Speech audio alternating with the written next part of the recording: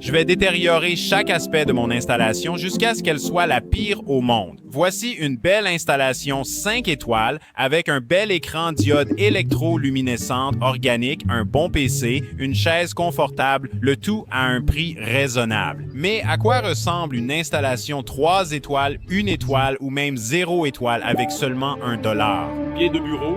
Une vieille personne nue a vu cette chaise. C'est ma chaise de douche. Sympa.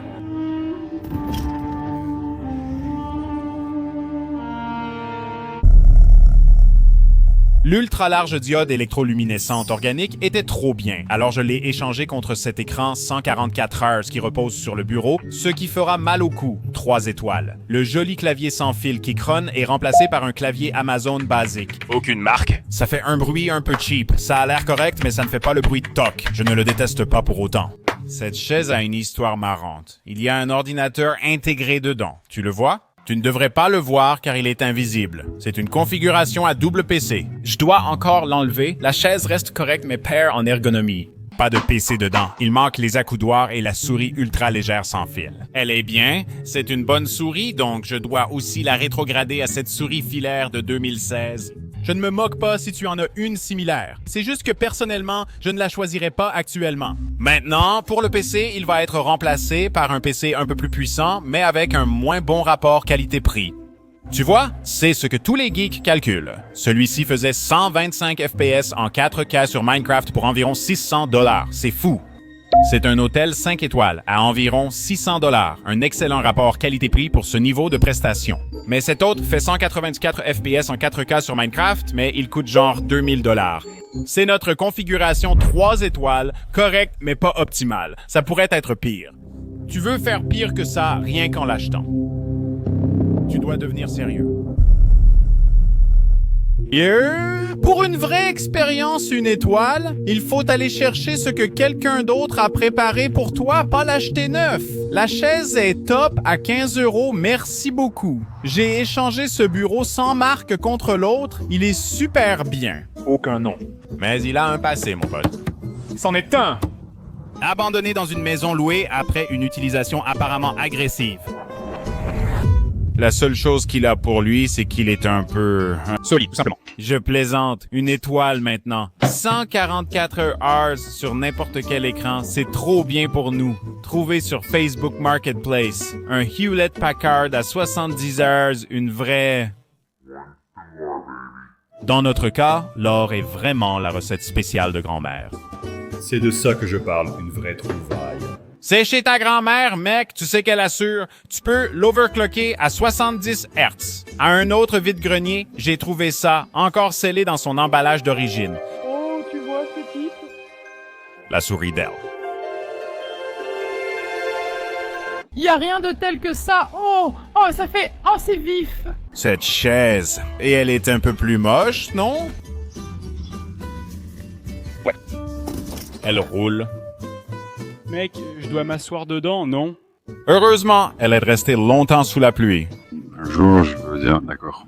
Donc, elle a une odeur de moisi, une étoile qui supplie littéralement les camions poubelles en passant. Et le clavier. Ce clavier est encore plutôt bien, je veux dire. C'est un clavier correct. Donc, on a... Des membranes, le... Membrane, mon pote, nécessite un dongle. Le bon matos tout droit sorti d'une usine de déchets électroniques, $1 dans un vide-grenier... Et enfin, le PC. il manquait un panneau avant avec une petite bosse dense, comme si quelqu'un avait donné un coup de poing dedans. Je savais que c'était celui-là, mais avant de vous montrer cet ordinateur horrible, laissez-moi vous parler de 5 Stars, le sponsor de la vidéo. Un de mes passe-temps geeks récents a été de configurer un stockage en réseau. C'est très amusant pour moi, ne vous moquez pas. Ugreen a sponsorisé cette vidéo et m'a envoyé un produit à configurer, alors laissez-moi environ 60 secondes pour être un peu bizarre. Le Ugreen Network Attached Storage 5 DXP 4800 Plus est le stockage en réseau le plus facile à utiliser pour les novices. En résumé, placez des disques durs dans cet appareil, connectez-le à votre routeur et considérez-le comme votre propre Google Drive ou stockage iCloud personnel, mais bien plus rapide et accessible depuis tous vos appareils. Il suffit de connecter votre téléphone à votre Wi-Fi, de télécharger l'application, vous pouvez le configurer en suivant toutes les étapes et en choisissant par exemple quelque chose comme le Redundant Array of Independent Disks 5, vous obtenez de la redondance. Donc, si un des disques durs tombe en panne, il suffit de le remplacer et vous ne perdez aucune donnée. Mais une fois que tout est configuré, vous pouvez y accéder depuis différents appareils sur le réseau, comme des ordinateurs portables, des téléphones, même des téléviseurs, ou vous pouvez même le configurer pour y accéder partout dans le monde tant que vous avez une connexion Internet. Il dispose d'albums intelligents locaux, utilisant l'intelligence artificielle pour trier automatiquement les fichiers et propose différents modèles locaux.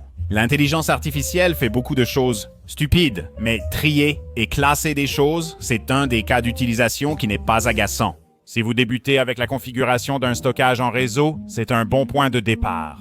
En utilisant mon lien dans la description, vous soutenez la chaîne et bénéficiez de 15% de réduction. Merci à Ugreen pour le sponsoring. D'accord, c'est parfait. Le gosse n'arrêtait pas de me dire que je pouvais le rendre si je le voulais quand je suis allé le rencontrer. En cas de problème, ou si vous souhaitez recommencer, pas de souci. Il semblait souffrant, je ne suis pas en colère, toutes les vis sont manquantes. Aucune vis. Tu payes 4 balles pour...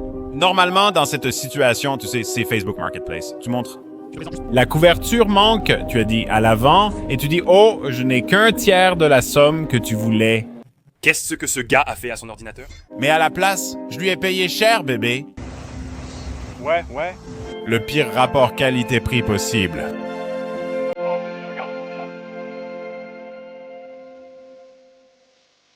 N'est-ce pas possible? On avait... Un plateau, une étoile entièrement fonctionnelle, magnifiquement dégoûtant.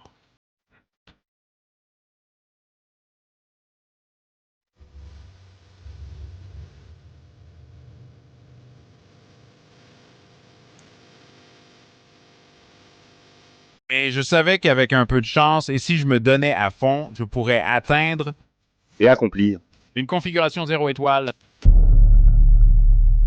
Mais voilà le truc, techniquement, la pire configuration de toutes, c'est de ne pas avoir de configuration du tout. Donc chaque aspect de la configuration doit faire ce qu'il est censé faire, juste de la pire façon possible. On doit éviter le dégoût total. Bien sûr, je pourrais juste mettre du caca de chien dessus ou quelque chose comme ça, ce serait Dégoûtant, Le bureau doit toujours rester un bureau, tout en étant le pire bureau, donc ce bureau est nul. Mais regarde, c'est du bois massif. La chaise doit être la moins confortable. Regarde ce gars, il dit que c'est une mauvaise configuration, mais regarde, c'est un siège bien rembourré et agréable. Et puis le PC doit avoir le pire rapport qualité-prix que tu puisses trouver, genre à une brocante pour 15 balles. Le pire que le monde ait jamais vu, avec des briques pour ajuster la hauteur. Maintenant que tu connais les règles, je vais construire, depuis le début, la configuration la plus mauvaise possible, statistiquement et scientifiquement. Chevaux doux là-bas. J'ai choisi ces pieds de bureau, ils s'appellent Sea. Chevaux échardes. Branlons, $1. Ouais. On dirait qu'à tout moment, il pourrait se désintégrer en poussière. Il y a un peu de rouille dessus et quelques restes de vieille peinture. Pour le plateau du bureau, j'ai eu du mal à trouver ce qu'il fallait. On ne peut pas acheter une planche neuve, ce serait trop beau. J'ai finalement trouvé cette vieille planche d'aggloméré pleine d'échardes dans mon grenier. C'était parfait. Oh, ça c'est mon bureau, bébé. Ensuite, il me fallait un écran. Vous pensez peut-être aux vieux écrans énormes comme étant les pires, mais ce n'est pas le cas. Ils ont probablement un rendu vif et agréable. Les gens payent même cher pour eux. Mais il y a une zone idéale, un jackpot, où la technologie affichage à cristaux liquides était vraiment mauvaise. Ça avait un mauvais rendu, 30 Hz. Une expérience clavier 0 étoile implique un dongle qui ajoute de la latence et le plastique jaune des années 90, impossible à confondre.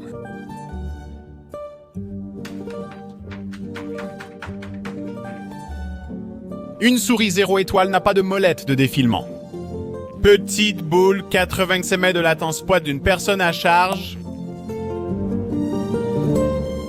J'ai récemment appris qu'il existe des chaises sur lesquelles on s'assoit sous la douche. Et bon, celle-ci est d'occasion, donc Mais en plus de l'absence de coussin et de l'inconvénient général de se demander où elle a été, elle n'est pas stable, donc elle va te désaligner la colonne vertébrale. Et enfin, comment peux-tu rendre ce PC encore pire qu'il ne l'est déjà? Ouvrons ce truc, ok? Ce machin fait déjà moins de 10 images par seconde sur Minecraft en 4K, donc avoir de moins bonnes perfs, c'est quasi impossible. Des cheveux à l'intérieur, c'est un bonus, mais augmenter le prix des composants tout en gardant des performances horribles.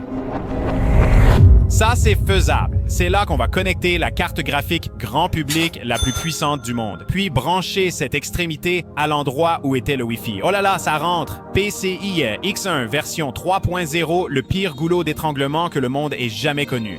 Nous n'avons plus le lecteur de disque. Juste ici, à l'avant, nous avons ce PCIe x1, une RTX 5090 connectée à un ancien emplacement Wi-Fi comme ça. Aïe, si ça marche. C'est le pire goulot d'étranglement du monde. C'est vraiment risqué. On va allumer uniquement la carte graphique. S'il te plaît, ne fume pas. J'ai entendu un petit claquement, mais c'était sûrement autre chose. Je serais choqué si ça marche. Tous les ventilateurs clignotent, la 5090 clignote. C'est fou que ça fonctionne, même si ce n'est pas censé clignoter. Oh, c'est pas possible. Oh mec, je sais vraiment. Est-ce que la sortie HDMI fonctionne? Oh mon dieu mec. Je n'arrive pas à y croire. Je n'arrive pas à y croire. Oh, allons-y, branché sur le port Wi-Fi d'un vieux Hewlett-Packard tout pourri. Mon Dieu, mec! C'est horrible. Ça réduit la bande passante à 3% de sa capacité. Je suis surpris que ce machin ait fonctionné, mais quelque chose ne colle pas. Ça n'avait pas l'air normal, ça a l'air neuf et cher. Alors merci à ce type au hasard que je comprenais à peine. Tu veux des disquettes ou quoi? Il m'a donné gratuitement des lecteurs de disquettes et ce boîtier. J'ai soigneusement et méticuleusement installé la carte mère Hewlett-Packard, non standard ATX, dans le boîtier jaune de 1993, en prenant soin de brancher toutes les lumières et le bouton d'alimentation. Et bien sûr le 59. Mec, c'est juste une abomination. Très cher, fais attention de ne pas le faire tomber.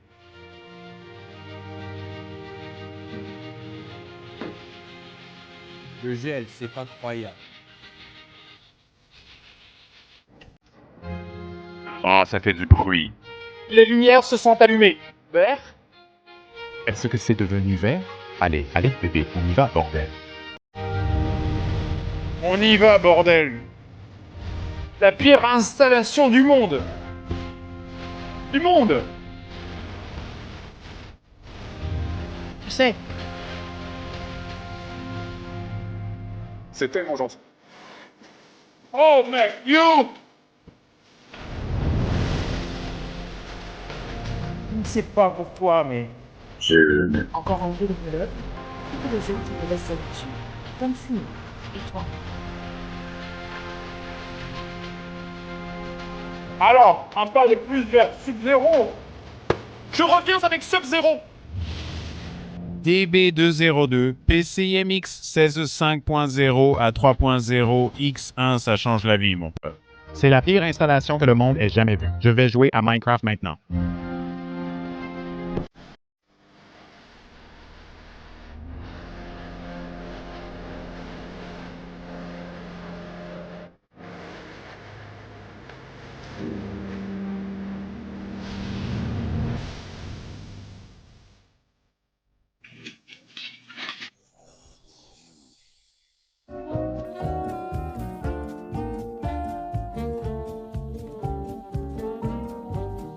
Waouh, il y a même des vieilles taches de café dessus.